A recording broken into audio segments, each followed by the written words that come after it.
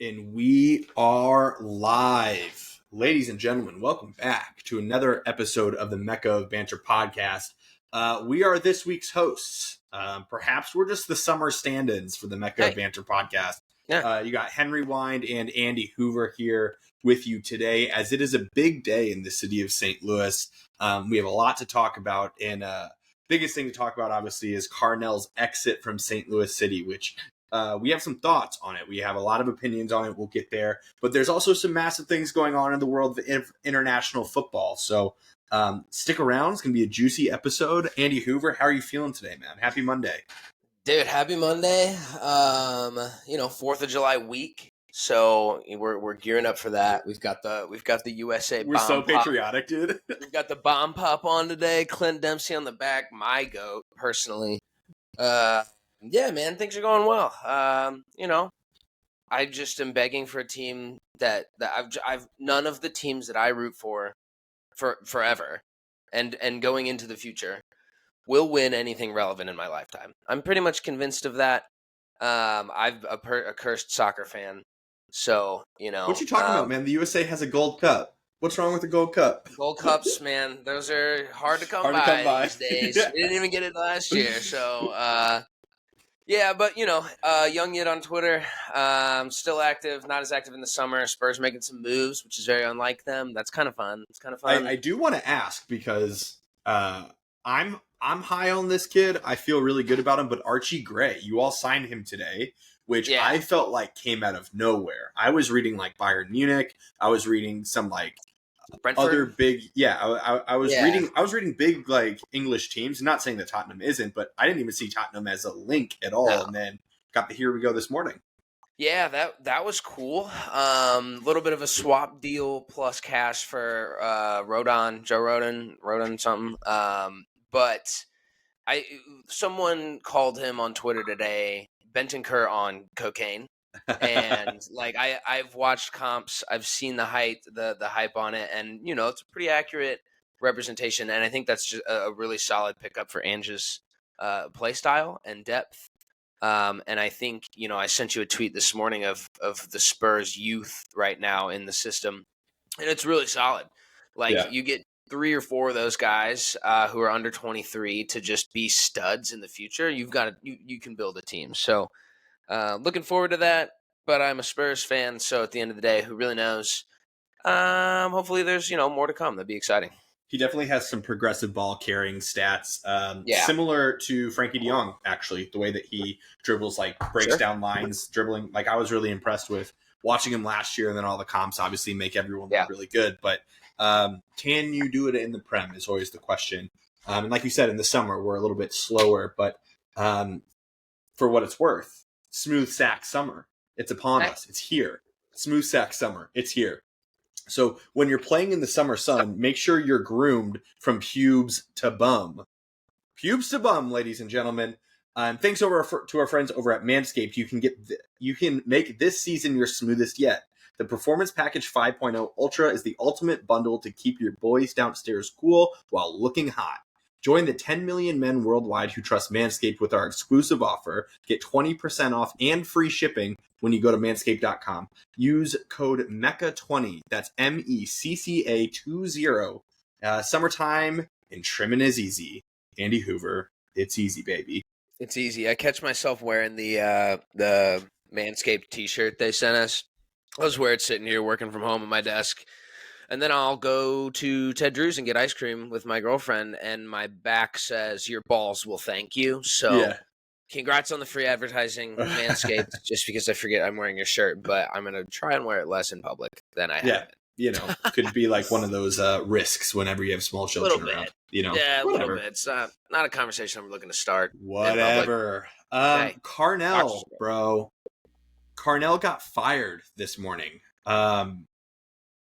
Initial thought. Just give me your initial thoughts and how you're feeling right now. And I know that it's like 10 hours later or whatever it is, 9 hours later since the news was dropped this morning. But how are you feeling? So we all have access to the Twitter account. I had a little bit of extra time on my hands this morning. And if you saw tweets from the Mecca, there's a few sprinkled in. I was the very political responses to the whole event. And truthfully, the more I thought about it, I found it to be bittersweet. I still think it's bittersweet.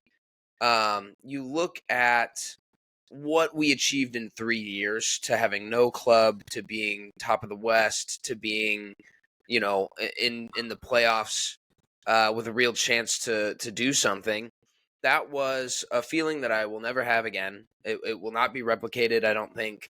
It was so surreal, and he was the guy at the helm. There's no way to not look at that. There's no way to avoid that. He really inspired those cats to go out and overperform. And we can all agree after this year and what we've had so far, it was a massive overperformance. But that's fine. That's good and dandy. It was still the right call. I don't think, I'm going to let my emotions get in the way of saying that, we needed to be doing better, since the kicker is not just the last 4, 5, 6, 7 games. The kicker is from last July. It was the moment that we dropped out of League's Cup, crashed and burned, and his admitting to mishandling that break, which again, first year, first time in the tournament. I didn't blame him for that, and I didn't think that was the real issue. But the body of work from them, I think we have 7 wins in our last 40 something. Yeah. That's it's results driven business, lad. At the end of the day, and Twitter was an absolute war zone this morning. Yeah. Just with takes left and right, and anger, and people being upset that it was too soon. And I think that's warranted. I don't discredit folks, but I also, again, we keep coming back to it. There was nothing in this entire year that made us think that this is the guy going forward. We're rigid in how we play. There's no flexibility. We don't have a plan B. And yes, he was hosed with injuries. He was hosed with roster construction. We never replaced Giacchini. Those are things that I can agree on and accept. You have to get the best out of the guys that you have. And sometimes that means changing play styles. The guys that you have to be, apt to what you're asking them to do. And I think he was asking them to do wild things over and over again, and time after. And insanity is doing the same thing over and over and expecting different results. It was insanity. We were watching insanity. So, as a guy, I feel bad for him. It sounds like he was a really, really top character in the city and the community. Everyone really liked him. And we want it to work out. We're never in the camp of, couple bad months, get out of here. Yeah. We want a long-term manager. That all the best teams in the world have long-term managers. We want a Wilfred Nancy at Crew. We want Jurgen Klopp. We want those types guys do the best. So it's bittersweet. I think it's the right call. We've been on this drum for a while. Yeah, I have to think that it's the right call. And granted, we also tweeted out 3 months ago now, almost 3 months to the day, that Carnell out 3 months ago. And I think if you did it then, people would really be like, whoa, what the fuck? They were. People were pissed. Yeah, they were pissed that we tweeted that. But I think when you look at it between 3 months ago and today, nothing has changed. So 3 months ago was before all the injuries. 3 months ago was before all the craziness and whatever. We still had our roster. We still had our starting 11, and it was still the same issues. And I think that your mention of going back to July, that's what you have to look at. And I think one of the reasons why I found Twitter to be such an interesting place to be, or the Facebook group or whatever it was, is I think people's reluctancy to look at last year and not let it just be so glorified because we overperformed and got first in the conference. So yeah, I think once you see it, you can't unsee it. Now, would someone else have done better with the same, roster construction and injuries? I'm not sure, but someone else probably would have changed the style of play, to your point. I think the mistakes that we see And by the way, I don't want anyone to be listening to this and think that 100% of the blame is on Carnell and that none percent of the blame is on the players. Yep. Like the players definitely have some, they have a lot to take from it, but ultimately it comes down to the manager. It comes down to the coach to be able to get the best out of those guys, like you said. And if you can't do that, you can't do that. And I think even going back to last year, never knowing what lineup we were going to see, never having the consistency of what that was. And then in this year, like he's putting guys in positions that you just don't understand. You have no idea. And things that, we look at from our couches at home being like, I would never make that decision. Two of them stand out with the same player, playing Markanich as a center back in a back four against Vancouver, and then playing him as a left center back in a back five 2 weeks ago. Like, we've talked forever about how defensively unsound Markanich is, that his redeeming qualities are going forward. His he falls asleep defensively, but then we put him in a position to where we know he's going to fail. Like, that to me is just bad man management. And I would almost rather see just about anything else, and certainly would have rather seen Wenzel back there. And even if that means that we have to sign him to a first team contract, so be it. Like, we got to do that anyway. We don't have any center backs healthy. So like, yeah, the decisions are crazy. And I don't want to be nearsighted because we just lost this game in Vancouver, and we'll talk about that. But I think for those of you who are listening to the podcast, wondering why he's gone, essentially our play style that we came, the MLS hadn't really seen it before. It was really successful the first half of the season last year. The rest of the MLS figured it out after the League's Cup break. And since then, we've stuck to the exact same plan. Now, Lutz in his press conference today said, hey, the style of play isn't going anywhere. The high press isn't going anywhere. That's what these guys were brought in for. However, there does have to be a different switch to the tactical awareness of each game. So we can still expect to see a high press team going forward. It just can't be that's the only thing. Yeah, it's just disjointed. I look at how Liverpool played under Klopp for 7 years. Mm-hmm. He was another student of the Gegenpress, of Ralph Ragnick. He confirms himself that he crazy inspiration. They played a controlled press. Yeah. They press when they find the opportunity, and they do it as a team. They do it as a collective unit. We just press like animals, like magnets to the ball at all times. And it's not obviously that exaggerated, but there's got to be some sort. And I'm not on the touchline. I'm not qualified for that. I couldn't tell you what that adjustment is, but we can look at what's happened. And when we have more than 51% possession, we lose games. Yep. That is a fact. So at some point, you have to adjust. You have to get creative in some capacity. I don't know if this moves us into the Vancouver game, but sure. Why wouldn't we have played Reed? My man came out last week, and I thought put in a extremely respectable performance at left back. Was on the bench, didn't play. Yep. I thought that was wild. We're still playing Akil Watts double out of position as a left two back, times over, and Markanich, who is not a good defender, as a center back. So we're playing a glorified 6 in the left, but who was going to help Markanich? Right. And then to not see, I don't give a shit if we have to sign Wenzel to a full term deal. I'm giving Bradley the benefit of the doubt on that one, and that was a Lutz. Hey, you can't play this kid tonight. The only reason why I think that might have been the case is because of an international slot. Because we know that we're getting Hartle and we know that we're getting Tukert. That's the only thing that I can see as to why we didn't play him. Because without that, it doesn't make any sense. Of course you would just play him, because why not play the academy kid? Yeah. I think we win that game with him on the line. Yep.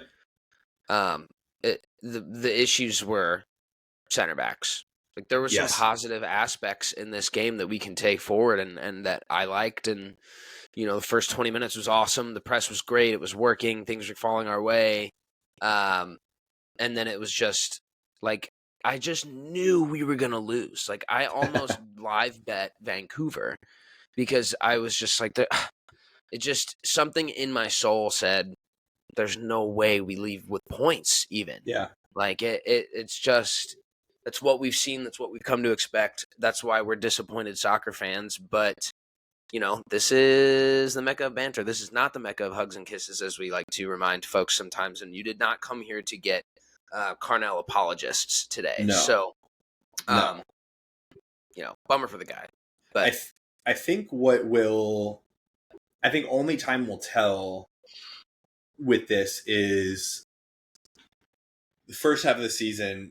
The conversation about Sam Adeniran has been everywhere. What's happening with Sam? Why isn't he playing? Is he being sold? Is he going on loan? What's happening with him? And then the moment that Carnell gets the boot, he's miraculously back at training. I feel like that is something that tells a story even of itself, but I'm very curious of, as time goes on, will there be more stories that come out about maybe Carnell's man management, maybe who he got along with, who he didn't, what was the story with that, like all that stuff. I'm very, very curious. Yeah, and you know, we're not necessarily ITK yet. Yeah, we're not not yet. we're not in the know reporters here, but you've got to think that, you know, there's got to be a little bit of blame on both Sam and Bradley. Totally. Like, to Always. a certain degree, as a manager, you got to get the best out of your players. But as a player, you have to be available. Like, you have to commit to, like, your coach may suck. Like, he may be the worst guy ever. And if I'm on that team, I don't give a shit. All I want to do is play. I will play anywhere on the field. You tell me where to play. You tell me how to play it, and I'm going to get on the pitch. So there's an aspect of that, you know, tells me Sam might have a little bit of an attitude problem. And you know, again, don't know the guy. Sure, he's great. He's awesome. But like that, nobody else had these issues. It wasn't, you know, no one else was, you know, some guys didn't work out. Dewar didn't work out. Pedro didn't work out. But they were available. You know, they were ready to play for the most part, it sounded like. So there were no, you know, outside of training quarrels to where Sam was training on his own. Like, you know, that wasn't happening to anybody else. So some of that's got to fall on the player's shoulders too. But I agree that, you know, that's never a good sign, especially with the depth that we have right now with injuries and everything. Zero, like, you mean the zero depth? Yeah, brother, we're calling in, you know, Caden Glover, 17. Sam was a USL player last year. Yeah, Sam was a USL player last year, and he played well, and he came back, got his chance, and earned it, and deserved to be on the pitch. And he wasn't going to play over Klaus, and I think there's got to be some of that has weighed on him and maybe been part of the problem. But then this is what happens, brother. This is football. Guys get hurt. You get your chance to step up. You get your chance to earn the spot. I don't think he had any right. And I understand maybe wanting to be sold to Europe too, but that, you know, you don't go. That the Duncan McGuire kid's been turned down from the championship by Orlando City like 7 different times because they either fail to make the paperwork go through or they just outright say no. And he's still playing. You know, he's not throwing a fit on the sideline about not getting clocked. So, you know, it's a double-edged sword on that front. I'm happy to see him back. This is what happens. You fire a manager. You know, you bring in new blood, you bring in new ideas, you bring in fresh thoughts. Nobody's spot is safe anymore. It doesn't even matter with an interim manager. So that's all positive. Like someone was on Twitter. I think it was the St. Louis City report guy who's great. Love him to death. But this was everyone was arguing with everybody today. He was like, you know, maybe Hackworth comes in and magically, you know, turns around all the injuries and all these things. And my thought, it's like, there's no expectations on the guy. Like, we could lose every game for the rest of the season, and we'd be like, he was the interim manager. He got thrown into a position. He's got a short budget. The team's not great. There's a million things. Anything positive that comes out of Hackworth being the interim, we're taking it and running. Like, he just has no expectations. There's no weight on him. You know, we're not going to fire an interim manager before the end of the year. Like, who cares? We're in 17th now. Like, there's no point in just tanking even further. So this might be an unfair question, especially after you say like there's no expectations, which I agree with. Like, no expectations on the guy. But what are you hoping to see under Hackworth for the rest of the season? Like, what would success look like to you for the rest of the season? Oh, I think if you get into the playoffs, we're talking about a glorifyingly successful season. We're so bad in the everybody, the take home award trophy of making the playoffs. We're not even close to that right now. Right. So I think if you make the playoffs, if he makes the playoffs, there's a shout for him to keep the job, which would prefer that not to happen. But this is MLS, and from everything we've heard, we listen to the City Voice podcasts with the guys, and everybody loves Hackworth. They all talk about him all the time. They all talk about how much they like Hackworth, and again, don't know anything about the Carnell situation, but it's not like they're all like, "Hey, man, Carnell's the best coach I've ever played for." Right. Some people have maybe said that. I don't know, but I don't know, but the general consensus around Hackworth is that he's the man, and they love him. I just want to see a bounce. I just want to see a little bit more life in the play. I want to see, maybe some more creativity up front. We're asking a lot of a shoestring, team at the moment, but it doesn't change the fact that everything's up for grabs now. Like, yeah, the shoestring team is an interesting thing because in 2 weeks it's not. In 2 weeks we get massive reinforcements, and even if Carnell stayed, I think we would have gotten better midway through July. Yep. I'm glad that the decision came now and not at the end of the season, because no matter what, I think we look like we're going to have a better August, a better September, just because we're getting some reinforcements and guys will be back from injury, and that's what happens during a season. With Hackworth, I want to just preface fans not to get too high too fast. If we come out and win the next 5 games in a row, we get that new manager bounce, I want to caution fans from being like, let's sign him to a long-term deal. For sure. The new manager bounce is real. You can think back to, we've played 20 games this season, something like that. Yep. Many of them have been a 0-0, 1-1, 2-2. Just if one bounce went our way, one bounce didn't go their way, we would have won the game. That can happen over the next couple of games for sure. And it doesn't mean that Hackworth is the solution. And I'm not saying no to Hackworth. I just want people to manage their expectations that even if we go on a run for the next month, 2 months, whatever it is, it doesn't mean that he has to be the guy. So if he is the guy and he brings success over the last half of the season, cool. I'm all behind it. I'm going to get behind whatever manager comes in next, because, why not? And that's what they deserve. But I just want to be mindful that just because a guy comes in doesn't necessarily mean that he's the right answer. Both of our Prem teams have done interim managers, and we've seen that go with varying degrees of success. Ole Solskjaer is the perfect example, where he was an interim manager. We get a couple results against PSG, and all of a sudden he's the next manager for 3 years, and it wasn't great. 9 times out of 10, the interim manager doesn't work long term. Yeah. And low key, this goes back to Bradley. Bradley only got the shout because he was the interim manager at New York that pulled around their miserable season and got them into the playoffs 2 years ago. So, Blom Boys on Twitter, I'm gonna give him a shout out. Reckless Twitter account. Would love to meet the guy sometime. Reckless cat.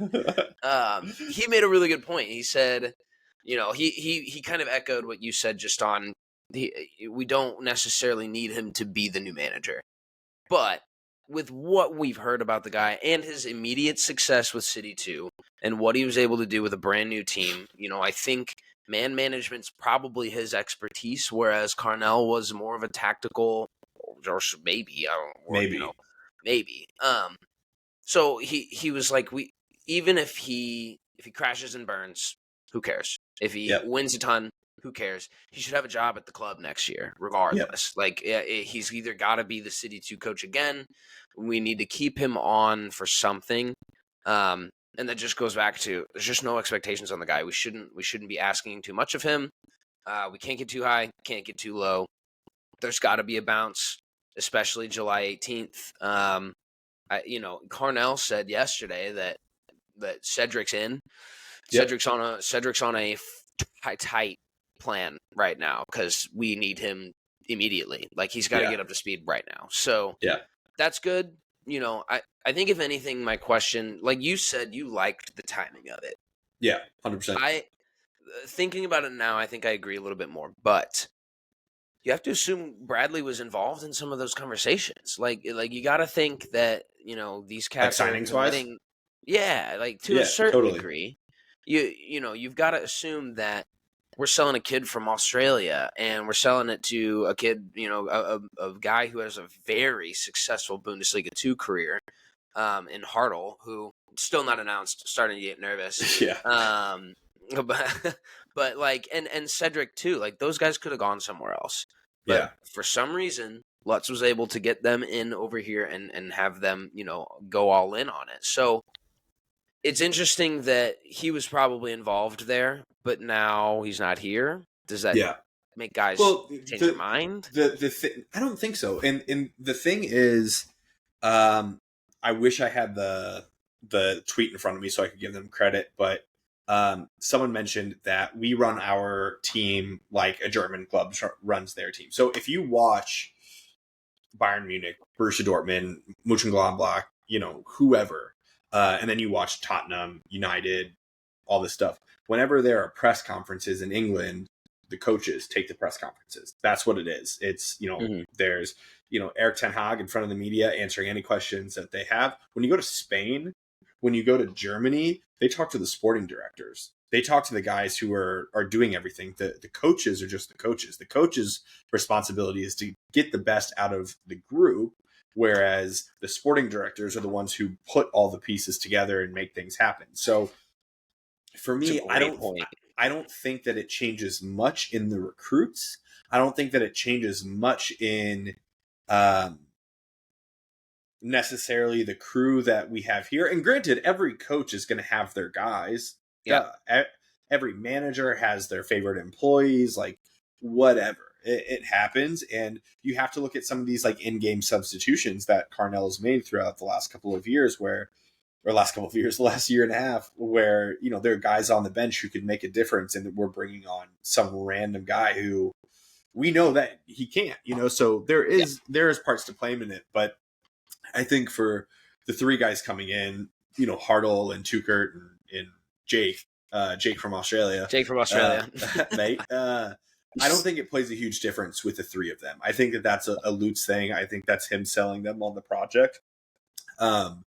They're going to have to get to know the next coach just like everyone else. I mean, granted, they probably already know Hackworth because Hackworth was probably part of that interview process. He was probably part of the board that was recruiting players. Hackworth's main job prior to St. Louis City was like, the IMG Academy for like the USA men's national team. It was talent identification for, other pro teams. And so that's what he's really good at, that man management. So I don't think it changes much. And I think that I'm just curious to think, like, in a couple of years' time, how will Carnell be remembered? Like, obviously we'll be thankful for the first season, but it's like the Claudio Ranieri treatment where they win the title with Leicester, and then by December of the following season, he's already sacked. Like, but I mean, we're talking about a pretty similar situation. They were the highest of the highs, and then they crashed out of Europe, and then they were in 15th and 16th. And what do you do with a manager like that? I mean, same with Pochettino when he was at Spurs. Totally. He gets them to the first ever Champions League final, and then come December, Spurs are in 12th or 11th or something. So, like, this is football, lads. Yeah. This is just what it is. I think, again, amazing first season, overperformed. Shout out Bradley Carnell. He will be remembered for that.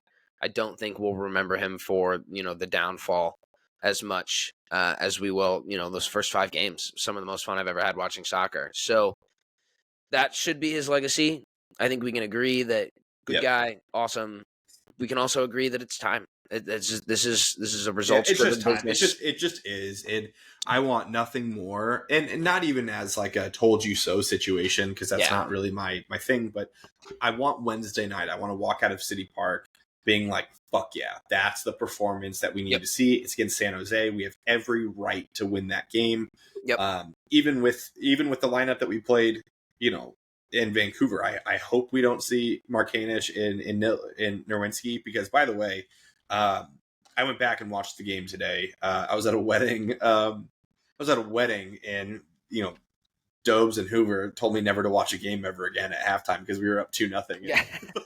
First game I haven't watched in forever. But all 4 goals that we gave up were just so bad defensively. And like you said, it was the center backs. Yes, there's so much to talk about of like how the ball gets up there before the center backs, but man, Nerwinski and Markanich both just gave away 4 goals. It's so hard to watch. We need a big performance on Wednesday. I don't think that the atmosphere will be nearly as tense on Wednesday as it was, last time we were at home, but we really need a result on Wednesday. I think it's going to be absolutely bouncing. I think, we're the one thing that's true about St. Louis fans is that we are passionate as hell. We care. And we understand the ebbs and flows of sports seasons. Yeah. So I think everyone's going to be absolutely behind the team 100%, as they should be. This may be one of the more fun games that we see, and I don't think, I would hate to think that it's a downgrade. I'd hate to think that we, pull away from the atmosphere that we've been creating at the stadium.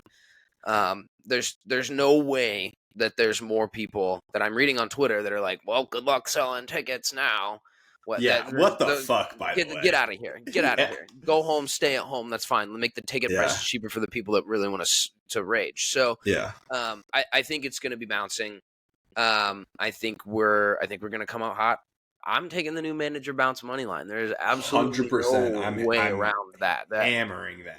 I'm hammering the boys because I have faith, because I have belief now. It's, we don't know what we're going to get, and I'm so excited about that. Because we knew what we were getting. We could tell it. I had a crystal ball.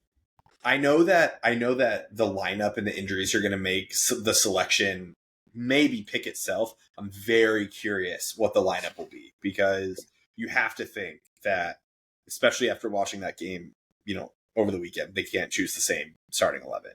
Just can't do it. No, I don't think it will be. And yeah, Jay Reed's gonna get a shot again. Get the kid in there.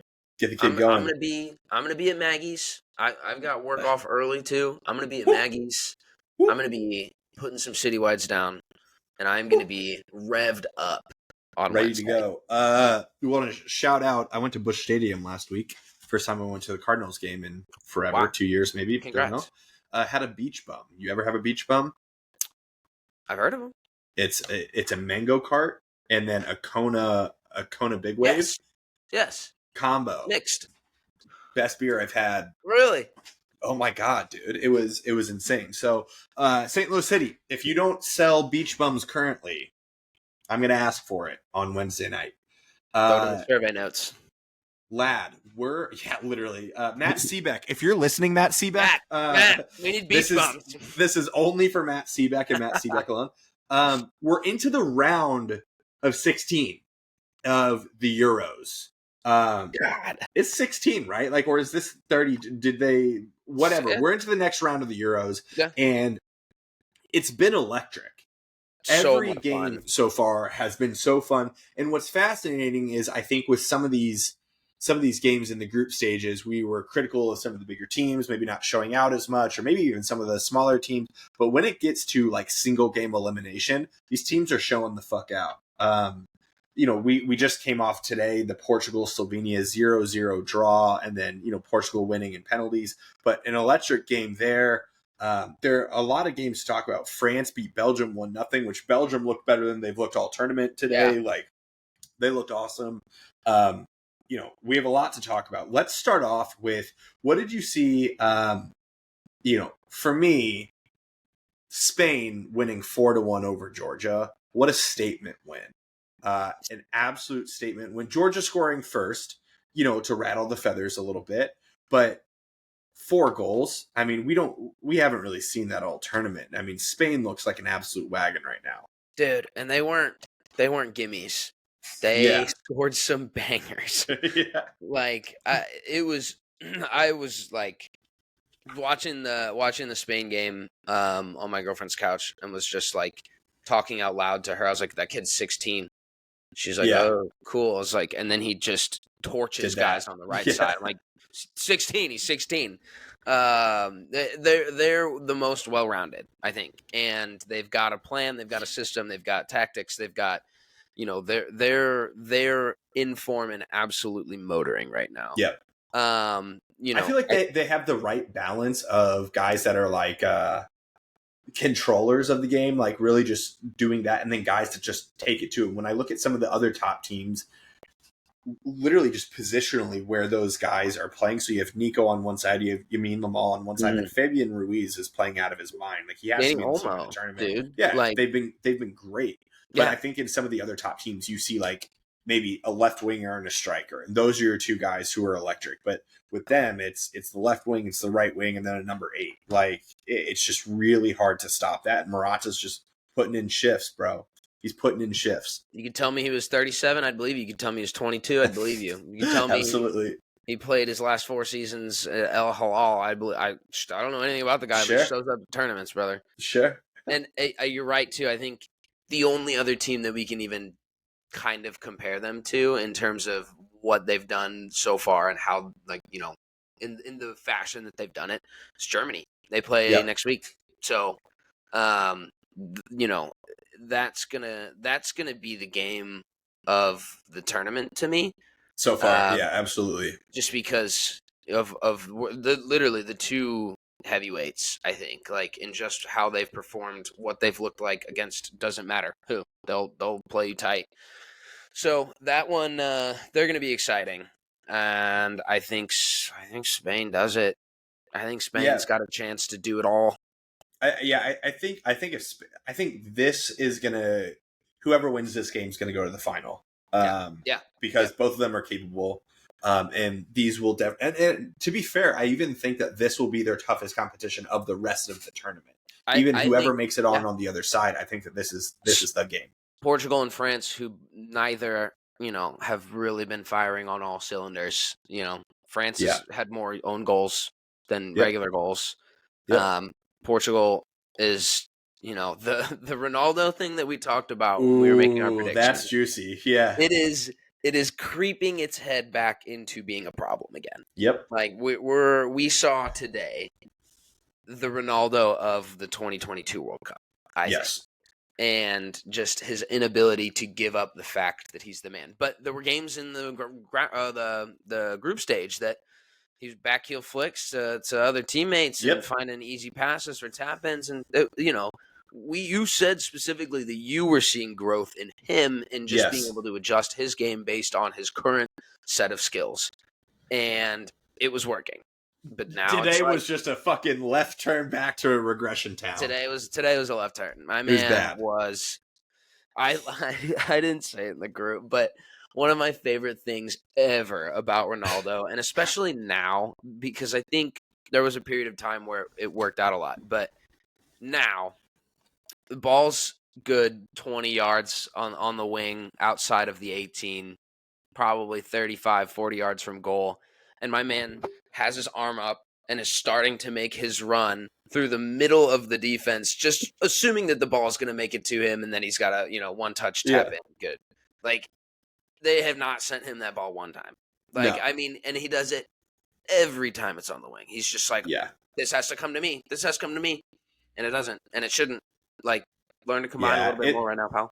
It's a tough watch because I don't want to... Like, honestly, I'm not a Ronaldo fan. Never have been. But through the first 3 group stage games, I mean, I was like happily eating my words. Like, Portugal was taking it. It's not like they blew teams away or anything like that, but his link up play was great. It was super unselfish. I was liking what I was seeing, kind of letting some other guys thrive. And then, like you said, today was just not it. It brings back, it like creeps that conversation back to like, does he start the next game? Because, I mean, Dobes was texting us in all caps, like, let someone else take a free kick, because this man was just fucking bombing balls into Rosette. There are so many people on that team that can take a free kick, too. Like, Yeah, They a lot. they're so many guys, and I get it. Like I'm not. I don't dislike Ronaldo. I think I Yep. actually like him more in the last 5 to 7 years than I had liked him previously. Like I think he is just the ultimate competitor, and Mamba mentality. I appreciate all of those things. And when he was starting to be share the ball and be a teammate, I liked him more. Like that's what I Yeah. want to see out of him. I want to see him do well while not necessarily having to be the guy that scores, just because that's who he was for forever. Right. So seeing him go back to this is a bummer, and I'd like to see him do well in his last tournament. But like, that motherfucker's gonna be riding the bench in 2026. He's gonna. He's just gonna be there. Yeah, he's gonna be the player coach. Yeah. Italy was a surprise to me. Italy went down 2-0 to Switzerland, and this is not knocking Switzerland, but after the first game of the tournament, I thought Italy looked absolutely incredible. Good. I thought they looked really. I mean, I even texted Nick after he predicted on the pod saying that Italy was his dark horse. I was like, God damn, that might have been a shout there. Yeah, they were horrible, and they were knocked out of the tournament already. Like that was a huge surprise to me. Yeah, they were slow. I think it kind of trickles back to what we said when Nick did make that prediction. Is there's so much youth. There's so much youth. They don't have those out and out animal leaders that they used to have. And I think that showed for sure. They could never get a hold of that game. They were not putting it together, and were leaving themselves open. So no discredit to the Swiss. It also shocked me as an Italy bettor. I started out really, really hot in the group stage, and I have cooled off considerably since. That's how I feel right now too. I didn't have time to place bets on the 2 games today, but I was like, my bets would have failed. I would have bet 2.5, over 2.5 for France, Belgium, and I would have bet over 2.5 for Portugal, Slovenia. Like I would have lost. Yeah, I would have absolutely lost. It was a coin flip because Slovenia has let in 2 goals over the course of the tournament so far. Oblak's insane. But Portugal could score 7 whenever they want. So it was like genuinely, if they scored 1 in the first 20 minutes, I think that would have hit no problem. But Slovenia's game plan still worked to a T, and that was a pretty electric 0-0 finish. But the one that we have to talk about that we haven't talked about, motherfucking England. Yeah, dude. Bad to the bone, baby. Bad. And I had a plus 850 Slovakia moneyline bet that went 94 minutes. And it crashed and burned. I was not pumped about that. Just absolutely sick. I mean, I'm a fan of the sport, and I don't bet enough money that I, get angry about sports gambling, because that's when you have a problem. But I like $10 here and there throwing stuff on games, and a $10 bet on a team that I actually thought was going to beat England to get $87 would have been sweet. I'm rich, baby. I was just in shock. Jude Bellingham, absolute ghost all tournament. Not been up to his quality of where he was at with Madrid. Scores a bicycle kick. Scores a bike. I just want to touch. I love Jude Bellingham. Yeah, love him. You're a truther. Truther. Yeah. Jude's kind of pissing me off right now because, genuinely, right? I think one of the things when he was at Dortmund and when he went to Real Madrid, one of the things that I was so impressed with him about was the ability to carry himself, and in these conversations in the media, in interviews, he was just so confident without trying to be in your face about it or anything. He was just that guy, But I noticed it after the Champions League final, and then I've noticed it in every interview at the Euros. He's kind of had this people are talking shit on me, and I'm just, I'm showing them that they don't need to talk anymore. I'm like, brother, you're the best player in the world. You're 19 years old. Relax. Yeah. You're okay. I just feel in the last year, some of that confidence has gone away, and it's more ego now than it is confidence. I think there's a difference between going to Madrid, celebrating in front of the fan base, being I'm that guy, and now literally after the England or after the England win, he basically was like, yeah, there's a lot of people saying that, I'm not this and I'm not that, but whatever. I'll just, show them with my play. I'm like, brother, you just scored a bicycle kick to send your country to the next round. You don't need to say anything. You're fine. Yeah. So he is pissing me off a little bit, low key. But I mean, what a man for the occasion. Like, yeah. I think England looked horrible for 95 minutes. And then in the span of 4 game minutes, they score 2 goals and they win the game. Like, I mean, I think that it's, that's just how it goes sometimes. Harry Kane also, like, I mean, I don't even know what to make of it, bro. Like, I don't even know what to make of England because, like, we're not the only ones who have talked about this, but like they just continuously look bad. They have so many talented guys on the field. There's just zero balance to the team. Zero. Yeah, I think they're the most talented team in terms of depth and squad. But you're right. Like, they're just so boring, dude. Like, I have friends that were asking me about, what do we think on this England game? I was like, well, probably the under, because they will score 1 goal and then they'll sit if it's first. Or it's going to be extremely tight and they're going to need to get one back to go to extra time. Like, I genuinely thought that that's how the game was going to go, and that's exactly how it went. Even when they scored their second goal, they packed it in. Like, brother, everything that they were doing up until that point was miserable. And then they put together 2 magic moments. I mean, Harry Kane is, I call him Mr. Inevitable. He is always inevitable. He's always there. He's not been there in the tournament thus far. But I think that's a Southgate problem. I don't think, Dobes likes to say it best that the manager needs to get everything out of the players and play a position or, play a style that plays to their strengths. And none of these guys are being played to their strengths. Like Harry Kane dropping deep, picking up balls. He needs a Sonny. He needs a runner. He needs someone 100%. On the wing. He needs to find those deep balls and then build the attack into that.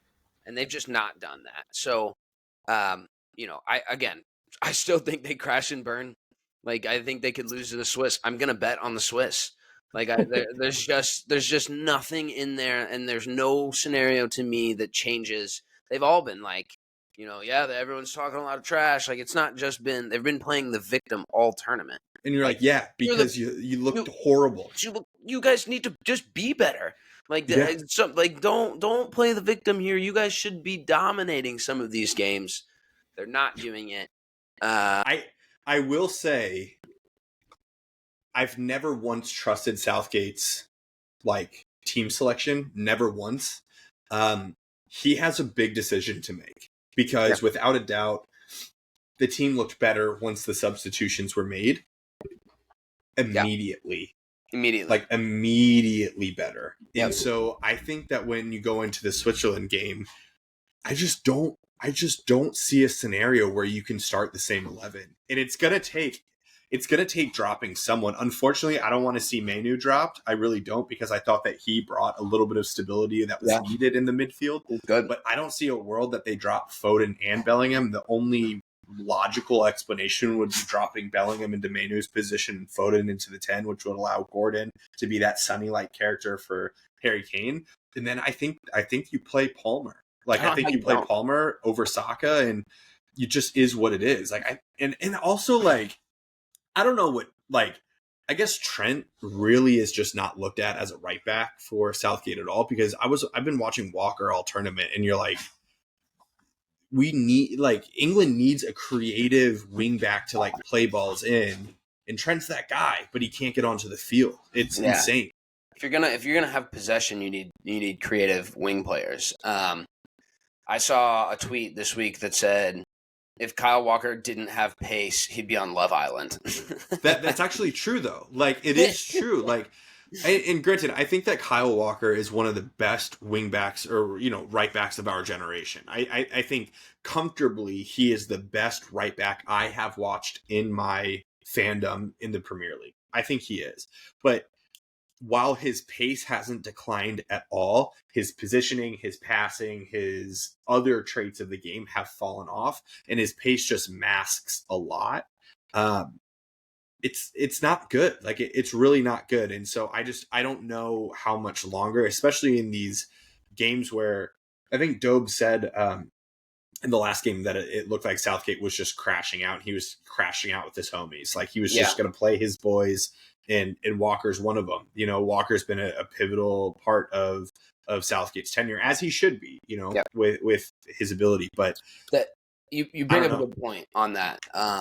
And I think it might have been Ange that touched on it with whoever he's commentating for during the Euros, but which has been really cool, by the way. Like listening to him, Ten Hag has had some stuff on Dutch media. It's cool listening to current managers speak in ways that they can't do during the Premier League season. And Ange is so fucking smart, bro. He's so smart. He's so easy to listen to. I think this has been a little bit eye opening for European fans because they're not allowed to like any other manager at all for the most part. We as Americans are a lot more objective and can take a step back from stuff. But I think they're watching Ange like, God dang, this guy is just really solid. He's just a really good bloke and totally gets it. But he, you know, when you talk about how Kyle Walker was a stalwart within the Southgate regime and regime, I like that. A little communist stuff, a little terrorism, but terrorism ball. That's what it is. Terrorism ball. I think when you look at Saka versus Cole Palmer, Saka has been there, done that, and is asking to be played a certain way that he's going to play because he's a really good player, and he's going to he's going to do what the manager asks of you. Yeah, I don't know if Cole Palmer is. I think Cole Palmer, the reason that he's been, you know, again, super quality player. I think we can all agree on that. You know, came out of the woodwork for me. Frankly, didn't think he'd live up to his price tag, but he hasn't had this time with Southgate. And if his specific direction is to be pragmatic and sit on the back foot, he's probably just going to be like, nah, I'm gonna dribble at this guy and see if I can't whip one in. Like I'm gonna do my thing. His lack of instruction may be good for what England's doing because he doesn't feel that he needs to listen to the guy. Like he's going in to make a difference. That's what he's done every time he's been subbed in. Play the kid, start him. Like he's just got to be. And again, I'm a Spurs fan. I have no beef with Saka. It's just not working. Like, that's how I feel too. I don't want this to be like a Saka hate thing. It's just is what it is. I mean, in the same note, but in a different note, in last Euros, we were all calling for Grealish. Grealish has to play because Grealish was kind of playing that role if he was coming off the bench, and every time he came on, he was getting assists right and left, and it's just like whoever was out there. I forgot if it was Sterling out on the left wing or Rashford on the left wing, whatever it was. Like you were just praying for Grealish to play, and I think that Palmer's in a similar situation where you just want to see him play. So I don't think that Saka's a bad player. There's even shouts that he's been one of the better players for England in this tournament, but it's just not working. The production isn't there. So better players don't get you goals and assists. Like that's the thing. And I this is a crazy statement, and I don't even fully believe it, but like there's even a shout for saying like, get someone else other than Kane in there because he's clogging things up. But I think to your point earlier, the main reason for it being so clogged is that he doesn't have a Sonny type player. It's why you need Gordon to stretch the game. It's just what it is. And even Palmer, staying high. Like Palmer will just stay high. He won't track back. He won't he'll just do his thing. The defensive shape and structure and how England play, you don't need 10 men behind the ball.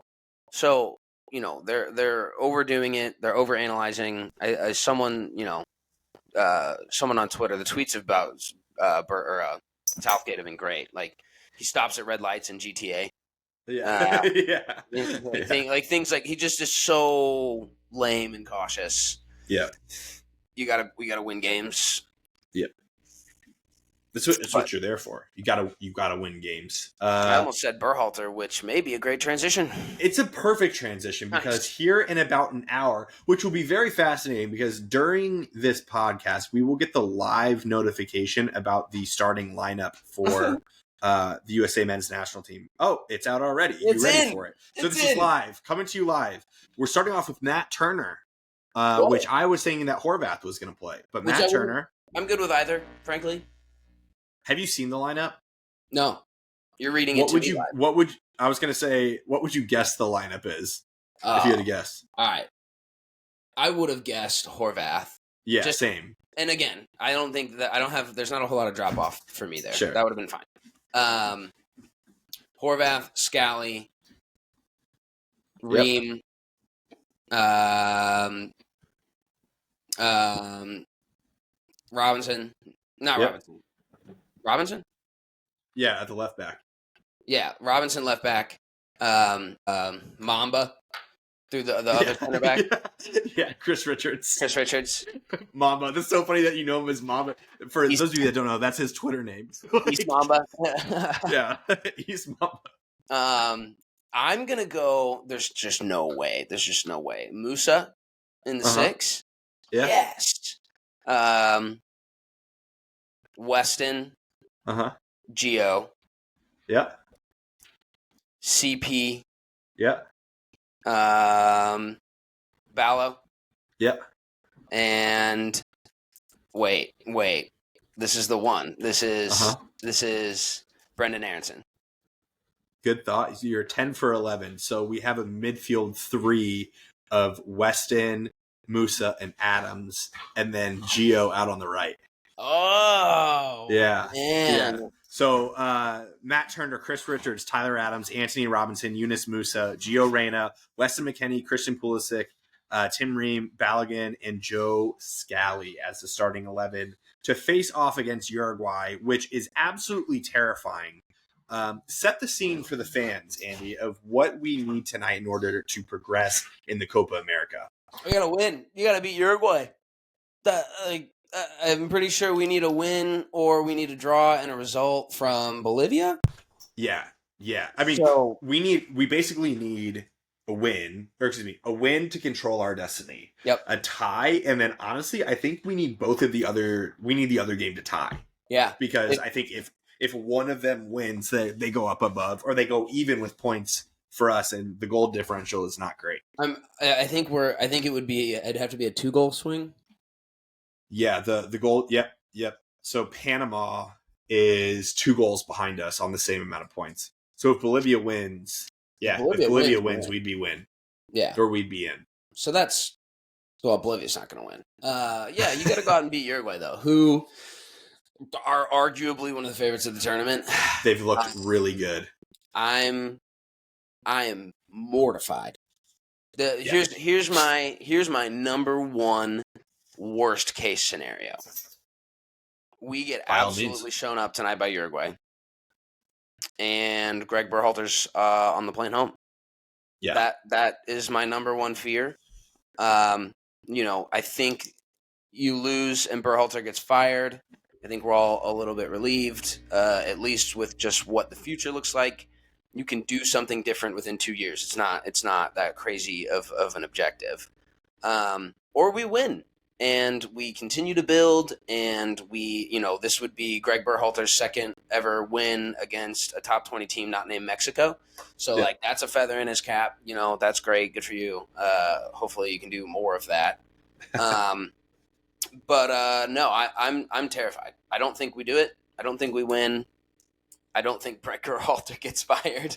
I genuinely think all the things that we want don't happen. I think nothing that I want to happen is going to happen tonight. I think I'm going to be a really, really, really sad, upset USA soccer fan. But I did watch the Landon Donovan 2010 Algeria equalizer right before we started this podcast. Go USA.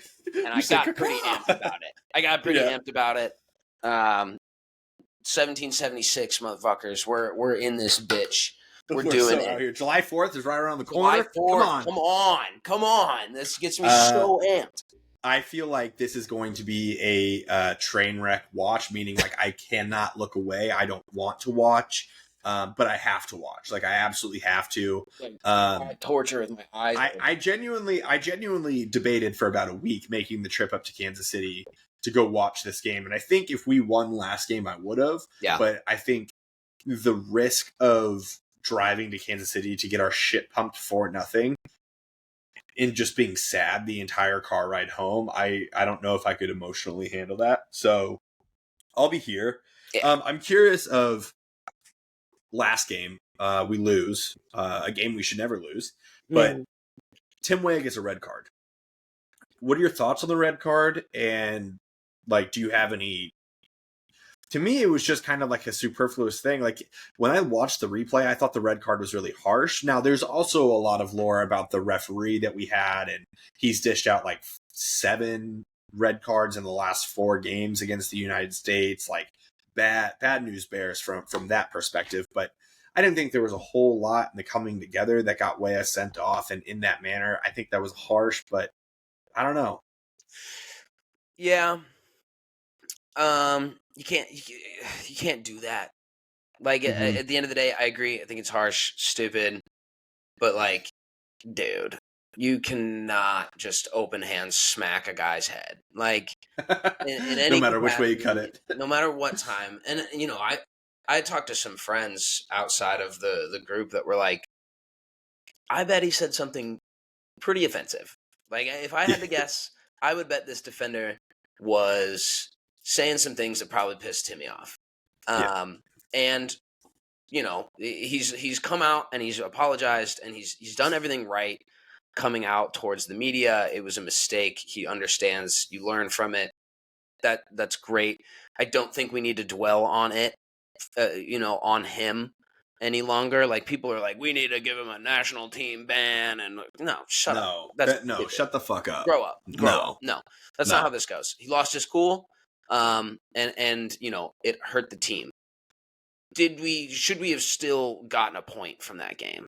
Yes. 100%. There was no 10-man plan. The subs didn't work.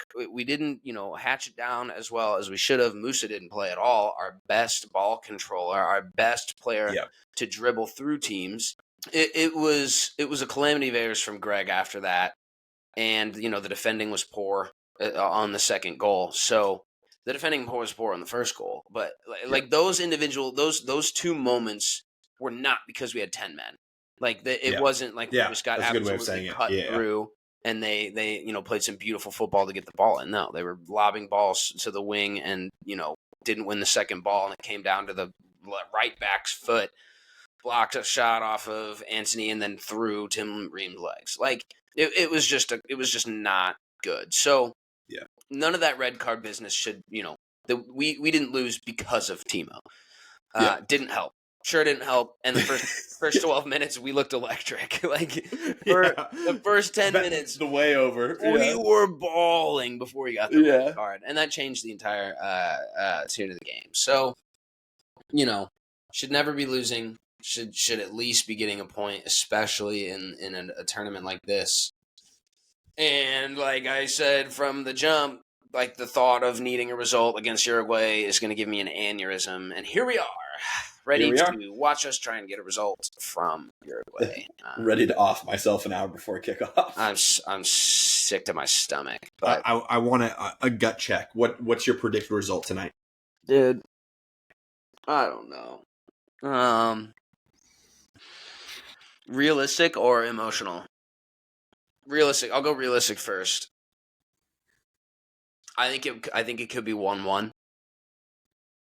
I think if anything, the defensive line's been okay. Yeah. And I don't know, our firepower to break them down. So I don't think we get shit pumped. But I don't really have a ton of confidence. Ideally. I think 1-1. I think 1-1 is where my heart is. Yeah, and as long as Panama wins, it's over. Yeah, because they'd have 6 points, we'd have 4. Yeah. We need a result so badly, bro. God bless it, bro. We are toast. And all the gloating and little dance I did on Mexico's grave yesterday may not be long lived, as they also got grouped. But bad look for CONCACAF. We're not. Turns out, like we rightfully thought, we're probably the worst conference in the world. So yep. Yeah, comfortable. Well, Hoover, we have a game to watch. Yeah. That wraps this week's episode of the Mecca of Banter podcast. I want to remind the listeners that you can get 20% off and free shipping worldwide at manscaped.com using promo code MECCA20. That's MECCA20. RIP Carnell, on to a bigger, better week with St. Louis City. And go America. Big ups to Bradley. Sorry that it happened to the person, but the coach. It was time, brother. Good riddance, my guy. It was time. Yep. Cheers, fellas. Yeah, man.